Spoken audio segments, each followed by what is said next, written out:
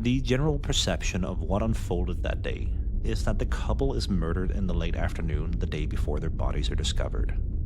Inga is most likely killed first in her living room, after which she is dragged into the bedroom. This means that when Vilhelm comes home from work, her body wouldn't immediately have been the first thing he saw.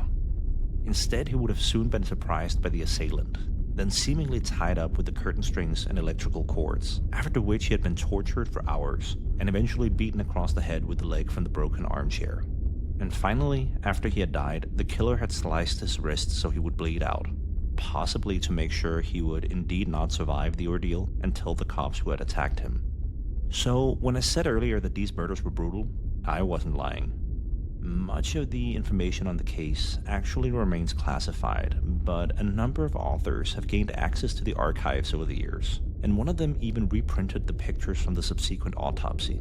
When you open his book, these photographs are printed on some of the first couple of pages, and the author gives you no heads up. And I will be honest with you, they are possibly some of the most gruesome autopsy pictures I have ever seen.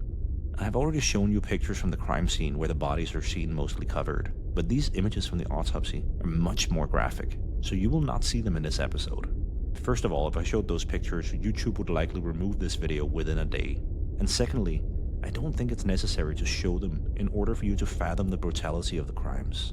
But if you are too curious, it's up to yourself to determine if you want to see them. The book they're printed in is called Dobbeltmord og Edderkopper, and it's written by Erik Heest.